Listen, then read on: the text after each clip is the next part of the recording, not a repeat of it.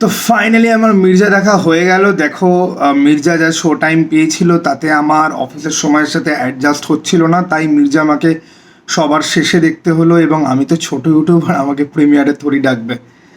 তো ফাইনালি মির্জা দেখলাম। মির্জা লাগলো কেমন, যদি আমাকে এক কথায় বলতে হয় তাহলে আমাকে বলতে হবে একটাই, যে ওভার অ্যাম্বিশন বা বেশি এফোর্ট দেওয়া কোনো কোনো সময় জিনিসপত্র খারাপ করে দেয়। কেউ আপনাকে বাড়িতে ডাকলো খাওয়ানোর জন্য, সে আপনার জন্য খুব যত্ন করে রান্না করেছে, অনেক কিছু দিয়ে রান্না করেছে, কিন্তু কোনো একটা উপাদান কম বেশি হয়ে গেছে, সেটা কাইন্ড অফ ভাগ্যের দোষ, ঠিক আছে, তারও যে দোষ আছে আমি বলছি না, সে বেশি ভালো করতে গিয়ে কাইন্ড অফ চটকে গেছে হালকা। তো মির্জা ওই রকমই একটা জিনিস, যদি এক কথায় বলতে হয়। কিন্তু এইটা শুনে কিন্তু এটা ধরে নেওয়ার কারণ নেই যে মির্জা খুব বাজে সিনেমা।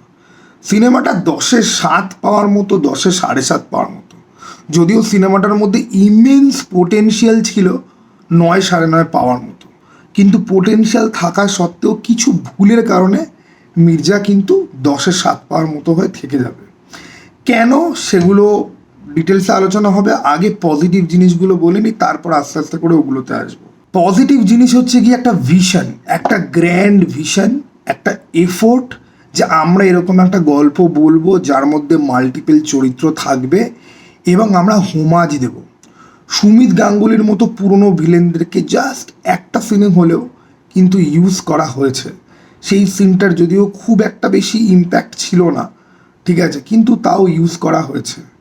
রোলেক্সের মতো একটা ভিলেন লাস্টে আনা হয়েছে।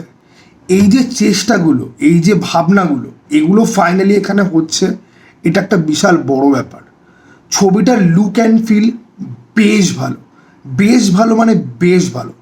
কালারের কাজ যদি বলি, সিনেম্যাটোগ্রাফি আমি যদি বলি, যদিও সিনেম্যাটোগ্রাফির একটা জায়গা নিয়ে আমার একটুখানি কমপ্লেন থাকবে। অ্যাকশান দৃশ্যে এত বেশি স্লো মোশন, বোকা বোকা স্লো মোশন আগেকার দিনে ইউজ করা হতো। এবং স্টান্টে না, মির্জা অনেকগুলো ক্লাইম্যাক্সে ওর জাম্প করার সিন আছে, প্রত্যেকটা জাম্পের সিন অত্যন্ত বেশি ফেক লাগছে। আর স্লোমো করার জন্য ওই জাম্পগুলো যে ফেক, সেটা আরও বেশি বুঝতে পারা যাচ্ছে। যখন ট্রেলারটা ছিল, ট্রেলারের মধ্যে মির্জার একটা জাম্প ছিল যে গেঞ্জি পরে মুখে রক্ত ফক্ত লাগা, ওটা তো ক্লাইম্যাক্স, যে কেউ বুঝতে পারবে। ওই একটা মাত্র জাম্প বাদ দিয়ে সিনেমাতে আর অনেকগুলো অ্যাকশন দৃশ্যে জাম্প ছিল যেগুলো কিন্তু প্রপারলি এক্সিকিউট হয়নি। এইটুকুনি জিনিস বাদ দিয়ে সিনেম্যাটোগ্রাফি, কালার কারেকশান, এই সমস্ত জিনিসপত্র আমি কোথাও কোনো রকম খুঁত কিন্তু খুঁজে পাইনি, ঠিক আছে। কিছু ক্যামিও রয়েছে, শুধুমাত্র লাস্টের ক্যামিওটাও নয়, থ্রু আউট দ্য ফিল্ম ছোট ছোট কিছু ক্যামিও রয়েছে। কাঞ্চন মল্লিকের একটা ক্যামিও রয়েছে। এই ক্যামিওগুলো কিন্তু কোনো কোনোটা ওয়ার্ক করে, কোনো কোনোটা ওয়ার্ক করে না। অ্যাক্টিং পারফরমেন্স আমি কথা যদি বলি, সুলতানের চরিত্রে কৌশিক গাঙ্গুলিকে টেরিফাইং লেগেছে, ওকে। এবং তার প্রত্যেকটা ডায়ালগ ডেলিভারি, তার স্ক্রিন প্রেজেন্স মারাত্মকভাবে কাজ করে। এবং সিনেমাতে তার ছেলের ভূমিকায় যে অভিনয় করেছে, আজহার ক্যারেক্টারটার নাম, অভিনেতার নাম জানা নেই আমার, তারও কিন্তু প্রেজেন্স খুব ভালো। তার তাকানো, তার হাবভাব, একটা গ্যাংস্টারের ছেলে, কিন্তু সে নিজে খুব একটা ক্যাওটিক লোক নয়, ক্যালকুলেটিভ একটা লোক, সেই জিনিসগুলোকে বুঝতে পারা যায়। উসমান বলে একটা গেস্ট অ্যাপিয়ারেন্সের একটা ক্যারেক্টার রয়েছে, জ্যামিদা এখানে অভিনয় করেছে। জ্যামিদাকে শাড়ি পরানো হয়েছে, জ্যামিদাকে ডান্স করানো হয়েছে, জ্যামিদা এফোর্ট দিয়েছে, ভালো, সমস্ত কিছু ঠিক আছে, কিন্তু সামহাউ জ্যামিদাকে যেইভাবে এই সিনেমাটার মধ্যে প্রেজেন্ট করা হয়েছে সেটা আমার পছন্দ হয়নি। বরং জ্যামিদাকে যদি ছোট্ট একটা, যদিও জ্যামিদাকে এখানে ভিলেন হিসেবে ইউজ করা হয়েছে, সেই ছ্যাবলামিটা না করে আরও সিরিয়াস, আরও ডার্ক ওয়েতে ক্যারেক্টারটাকে ট্রিট করা যেতে পারতো বলে আমার বিশ্বাস। তবে সব থেকে বড় সারপ্রাইজিং ফ্যাক্টর যদি কেউ থাকে এই সিনেমাতে, যাদের দুজনের পারফরমেন্স আপনার মন ছুঁয়ে যাবে, সেটা অঙ্কুশ, কৌশিক গাঙ্গুলির ছেলের চরিত্রে যে করছে তারা বাদ দিয়ে ঋষি কৌশিক আর ঐন্দ্রিলা, এরা দুজন হচ্ছে গিয়ে অ্যাকচুয়াল এমভিপি, ঠিক আছে। এরা দুজন অসাধারণ পারফরমেন্স করেছে। আর ঋষি কৌশিকের যে বস, সেই চরিত্রে যে অভিনয় করেছে, সে দশম অবতারেও পুলিশের হেড, এখানেও পুলিশের হেড। কিছু জেনেরিক পুলিশের হেড থাকে, হিন্দিতেও অ্যাক্টারদের চেঞ্জ করা হয় না, এখানেও সেম জিনিস। ঐন্দ্রিলা সারপ্রাইজ একটা ফ্যাক্টর, তার গল্পে কিছু টুইস্ট রয়েছে যেটা সিনেমা দেখার পরে তোমরা বুঝতে পারবে। এবং সেই টুইস্টটা কিন্তু খুব এনজয়েবল। ওকে, আর ঋষি কৌশিক, তার চরিত্র যথেষ্ট কম কথা বলে, ভেবেচিন্তে কথা বলে, যেইটুকুনি সিন তাকে দেওয়া হয়েছে সে একদম যাকে বলে পুরোপুরি খেয়ে নিয়েছে পুড়িয়ে। একটা জায়গা রয়েছে যেখানে তার সাথে একজনের একটা অ্যাকশান হবে এবং তার মাথা নিয়ে একটা হাত ধোয়ার যে জায়গা না, ওটার মধ্যে দিয়ে ভেঙে পাস করিয়ে দেবে। দ্যাট ওয়াজ বিউটিফুলি শট এবং কোরিওগ্রাফিও দুর্দান্ত। আর ঋষি কৌশিকের পুরো জিনিসটাকে হ্যান্ডেল করা, ঠিক আছে, তার বাল্কি বডি, জ্যাকেট পরে রয়েছে, একটা সোয়াগ রয়েছে। তবে তার যে ইন্ট্রোডাকশানের যে সিনটা, সেখানে সে দুটো লোককে কি করে মারলো সেটা বুঝতে পারা গেল না। খুব রাস্ট মনে হয়েছে তার ইন্ট্রোটা, কিন্তু তার ইন্ট্রোটা কিন্তু বেশ ভালো এবং তার সিনে ব্যাকগ্রাউন্ড মিউজিকগুলো কিন্তু বেশ ভালোভাবে ইউজ করা হয়েছে। ব্যাকগ্রাউন্ড মিউজিকের কথায় আসি, এই সিনেমাতে প্রত্যেকে আলাদা আলাদা ব্যাকগ্রাউন্ড মিউজিক রয়েছে যেটা দুটো জায়গাতে দুর্দান্তভাবে কাজ করে। ঋষি কৌশিকের এন্ট্রিতে খুব ভালো কাজ করে, আর অঙ্কুশের এন্ট্রিতে যখন অঙ্কুশের ব্যাকগ্রাউন্ড মিউজিক প্রথমবার বাজানো যখন হবে, দ্যাট ওয়াজ আ ব্যাঙ্গার, ঠিক আছে, ওটা দুর্দান্তভাবে কাজ করেছে। এইগুলো হচ্ছে গিয়ে সমস্ত ভালো দিক।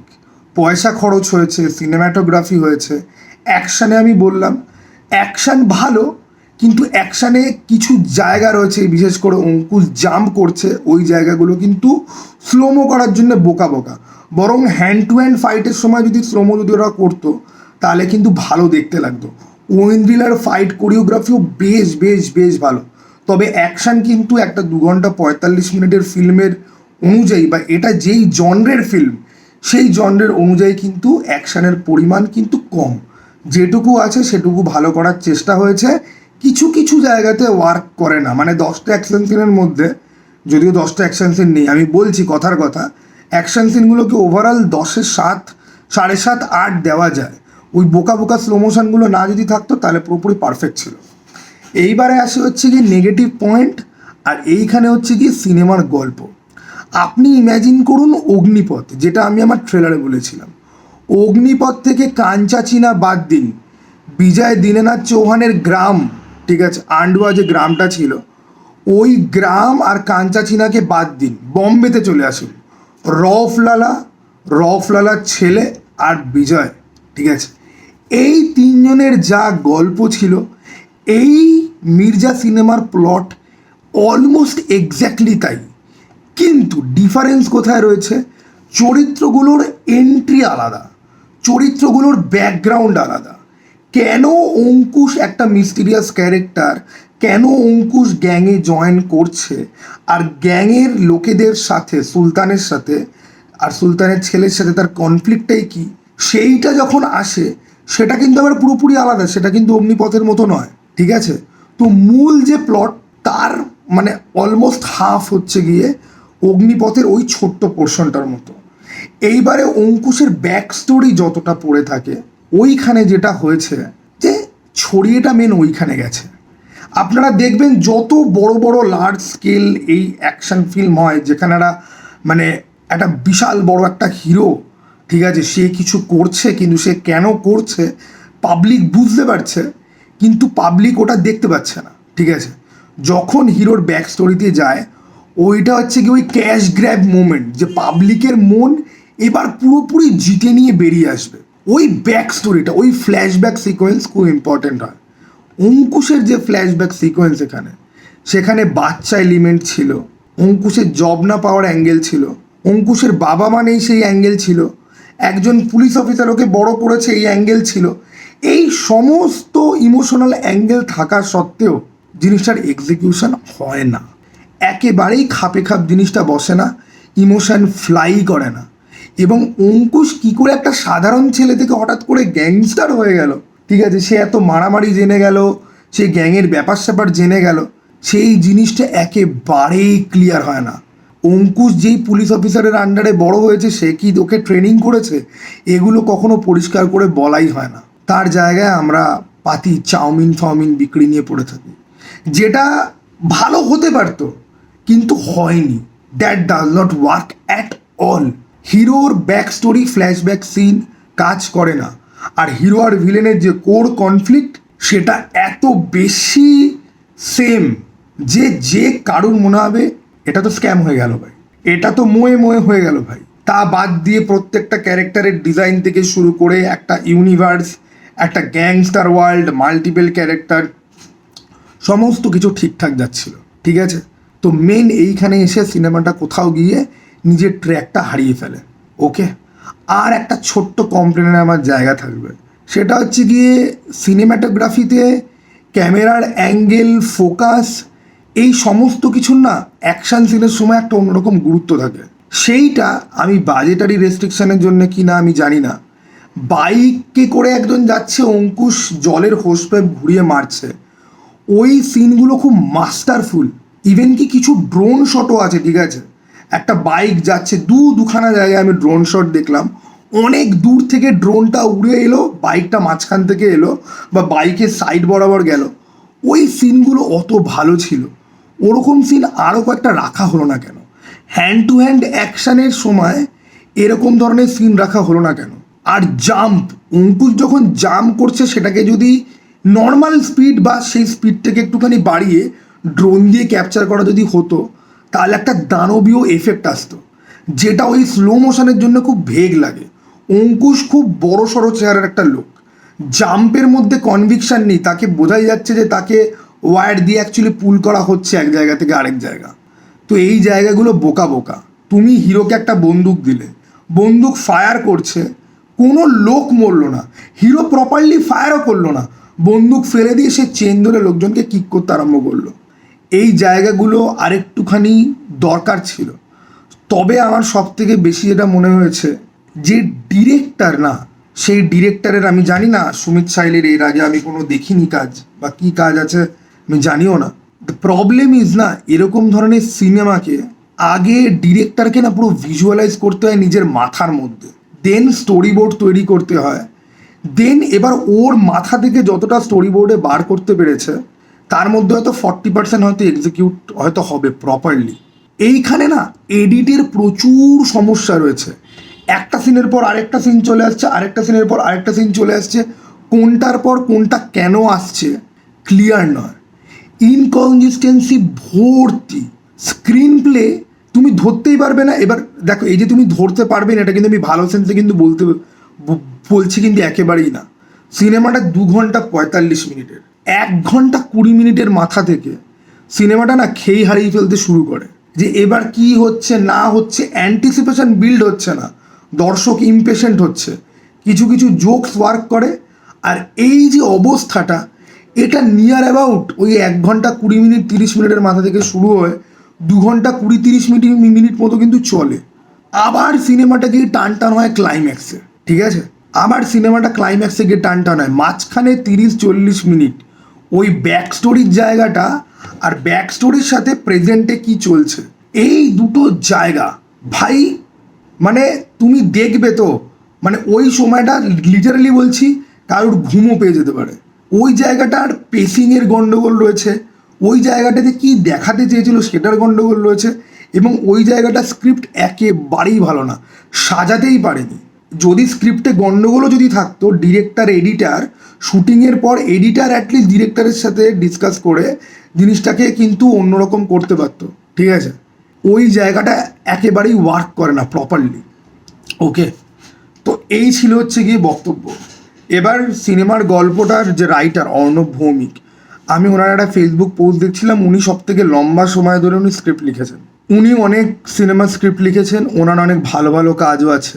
আমি বলবো, যদি দেখো, সন্দীপ রেড্ডি ভাঙ্গা একটা কথা বলেছিল যে অ্যানিমেলের স্ক্রিপ্ট নাকি 18 মাস ধরে লিখেছে। অ্যানিমেলের স্ক্রিপ্ট প্রথম হাফ খুব ভালো, সেকেন্ড হাফ তো কাইন্ড অফ ঝুল, ওই অশান্তি করছে আর তৃপ্তি দিমনির সাথে সেক্স করছে, ওই পোর্শনটা লিখতে কি করে 18 মানুষের মধ্যে আমি হাফও যদি ধরি, কি করে অতটা সময় লাগলো আমি যেরকম বুঝি না। ঠিক সেরকম মির্জা সিনেমা তো আমি একটা জিনিস বুঝিনি, 1 বছর লাগলো এটা স্ক্রিপ্ট লিখতে। তুমি কোর কনফ্লিক্ট নিচ্ছ অন্য সিনেমা থেকে, তোমার 1 বছর কি করে লাগতে পারে? শুধুমাত্র ইন্ট্রো ডায়ালগ আর ক্যারেক্টারগুলোর ব্যাক স্টোরি তাদের লিখতে 1 বছর সময় লেগেছে। 1 বছরের তুলনায় যে রিসার্চ বা যেটার ছাপ থাকা উচিত, দুটো পুলিশের কনভারসেশন শুরু হচ্ছে, ঠিক আছে, মাঝ রাস্তাতে তোমার মনে হবে যে এই ওদের কনভারসেশন যে শুরু হয়েছিল ওটা কোথায় গেল, অনেক পরে দেখা যাবে যে আবার বলছে। এতক্ষণ ধরে কেউ ব্যাক স্টোরি বলে, আর ব্যাক স্টোরি যখন বলে ব্যাক স্টোরিটা দেখতে এরকম হয়। এরকম কিছু অদ্ভুত অদ্ভুত মোমেন্ট আছে। একটা জায়গা আছে, ঋষি কৌশিক দেখা করতে যাচ্ছে একজনের সাথে, অকারণে বিজিএম বাজছে, এবং বিজিএমটা যেই ভাইবটা দিচ্ছে সেটার সাথে সিনটা ম্যাচই করে না। অনেক বড় সিনেমা, এডিটে কিছু মিস্টেক হতেই পারে, কিন্তু তুমি তো পুরো সিনেমাটাকে পোস্ট প্রোডাকশানে ফেলে পুরো সিনেমা রেন্ডার হয়ে বেরিয়ে আসার পরে তো তুমি তো দেখেছো আরেকবার, কিছু জায়গা তো ট্রিম করা যেতে পারতো। সিনেমাটা কিন্তু অতিরিক্ত লম্বা, 2 ঘন্টা 45 মিনিট লম্বা। ইন দ্য সেন্স কিছু জায়গা আছে যেগুলো ট্রিম ডাউন করা যেতে পারতো, সেগুলো রয়েছে। ক্যারেক্টারগুলোকে তুমি এস্টাবলিশ করেছো, ভালো কথা। কোনো কোনো ক্যারেক্টার আবার ওভার এস্টাবলিশ হয়ে গেছে, তার জায়গায় অন্য কিছু হলে পর ভালো হতো। যাই হোক, অনেক বড় রিভিউ হয়ে গেল, এত বড় রিভিউ করা উচিত নয়। দেখো, বাংলা সিনেমার পাশে থাকা ফাঁসে থাকা আমি বুঝি না, ঠিক আছে?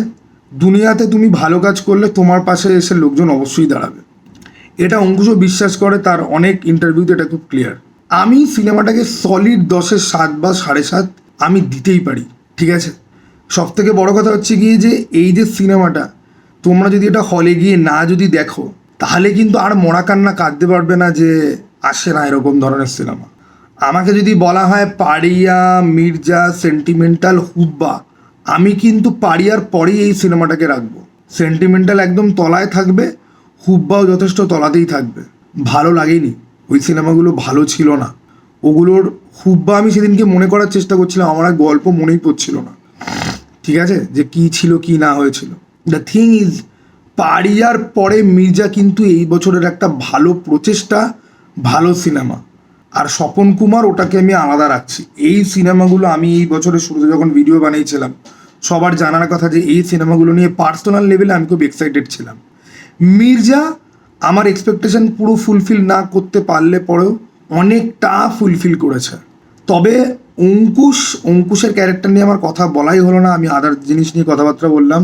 অঙ্কুশকে আরও সিরিয়াস, ব্রুডিং, ডার্ক, ভায়োলেন্ট চরিত্রে অভিনয় করতে হবে। নাটকি, ক্যাবলা, ক্যারিশমাটিক, চার্ম, রোম্যান্টিক, জোকস বলছি টাইপের ক্যারেক্টার। অঙ্কুশের মধ্যে কমেডির একটা সহজাত প্রতিভা আছে, আই এগ্রি উইথ দ্যাট। সেই কারণেই বলছি, অঙ্কুশ যদি একটু এজি, ডার্ক লর্ড, সিরিয়াস টোনের চরিত্র যদি করে, it will look menacing, it will look beautiful. আবার বিবাহ অভিযানের মতো খাজা সিনেমাতে মাত্র 10 সেকেন্ডের জন্য অঙ্কুশ সিরিয়াস হয়েছিল ওর বিয়ে ভেঙে যাওয়ার পরে একটা জায়গাতে ক্লাইম্যাক্সে, ইট লুকড অসাম। আমার এখনো অবধি মনে আছে।